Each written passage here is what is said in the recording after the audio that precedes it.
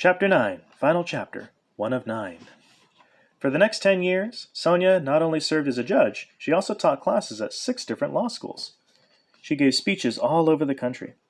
Then one day in 2009, she got a call from the White House. One of the 9 Supreme Court justices was going to retire. President Barack Obama would have to pick a replacement. Do not tell anyone, the White House told Sonia. Sonia was on the quote-unquote short list of people President Obama was considering.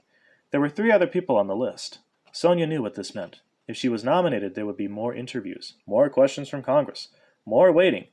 Finally, the Senate would have to vote. So a bit about the Supreme Court, the highest court in the United States. The Supreme Court is one of the 3 branches of the U.S. government. It is the judiciary branch. The other 2 branches are the executive, being the president, and the legislative, that being the Congress. Each branch has different powers.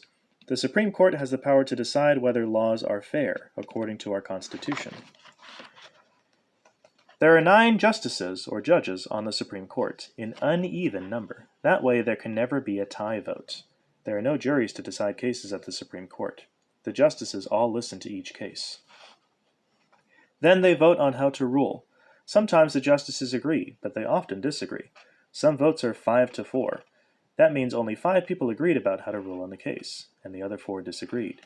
The majority always wins. Supreme Court judges are appointed for life.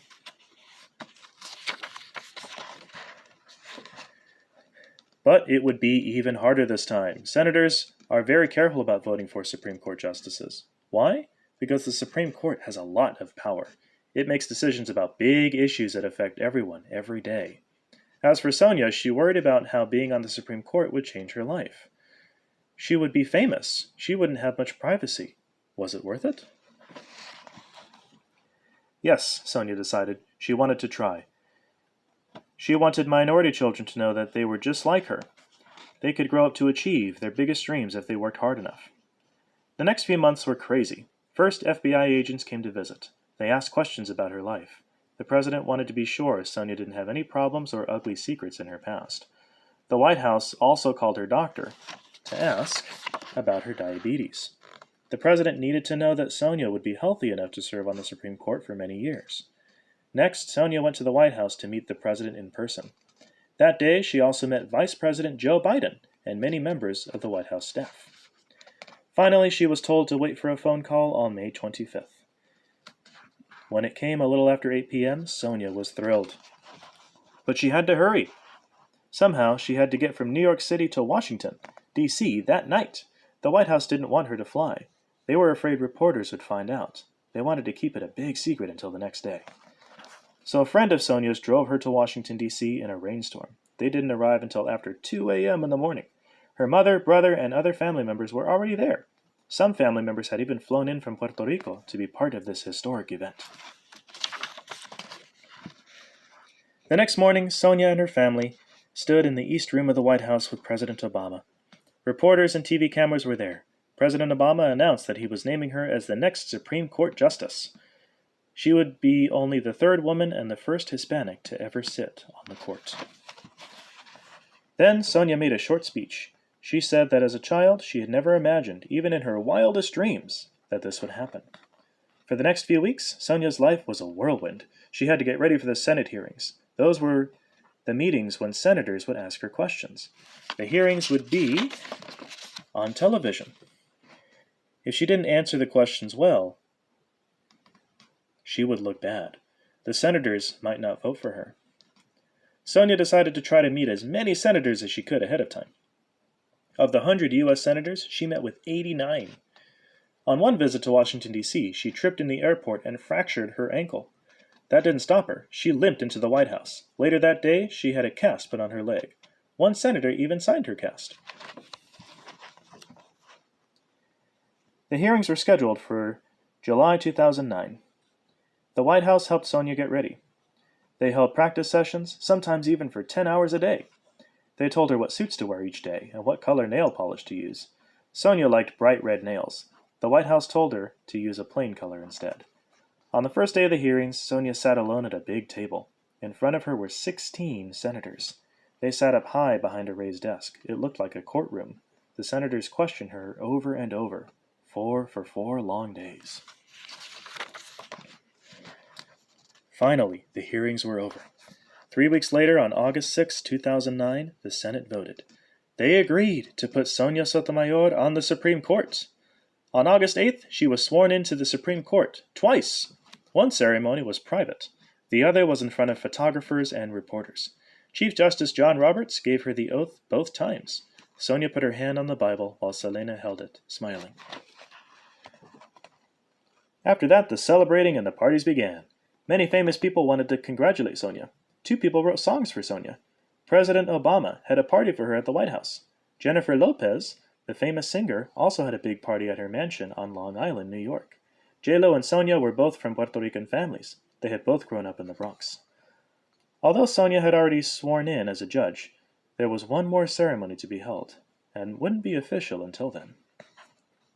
The night before the ceremony, Sonia went out partying and dancing with her family. Even though she was about to become a Supreme Court justice, she didn't want to start acting differently. She danced the salsa and sang in front of the whole crowd. After all, that's what President Obama had asked her to do. Stay herself. Stay connected to the world she had come from.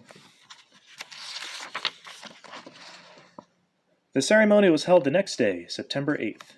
It only took 4 minutes. Sonia sat in her robes on the bench in the Supreme Court for the first time. She felt humble and proud, and in awe of the world she was about to enter. The Supreme Court opened the day after Sonia was sworn in. The court is in session from the first Monday in October to late June or early July. Ruth Bader Ginsburg had a habit of wearing a lace collar with her black judge's robe. She gave Sonia Sotomayor a similar lace collar to wear on her first day on the court. Sonia wore it for a while, but then stopped. She isn't really the lacy type. Women of the Supreme Court. So who are the women that came before Sonia Sotomayor? There were 2 others. The first woman appointed to the Supreme Court was Sandra Day O'Connor. President Ronald Reagan appointed her in 1981. She retired in 2006. Ruth Bader Ginsburg was the second woman on the court. She was appointed in 1993 by President Bill Clinton.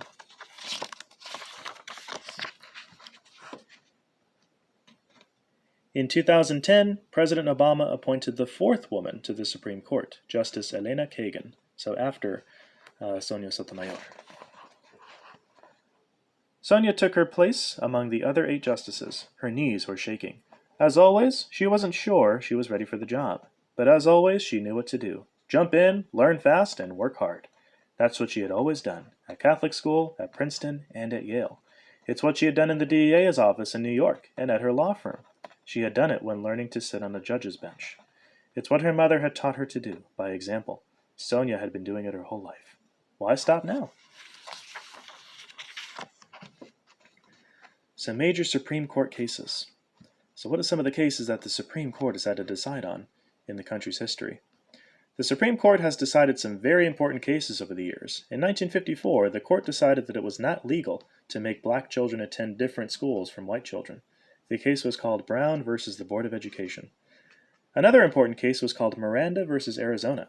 In that case, the Supreme Court said that criminal suspects had certain rights when they were arrested, including the right to remain silent and to have a lawyer. Recently, the Supreme Court settled a big case about gay marriage, Obergefell versus Hodges. The court said that same-sex couples have a right to get married in all 50 states. The vote was 5-4 in favor.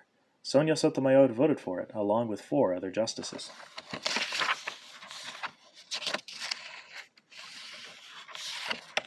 And that was the story of who is Sonia Sotomayor.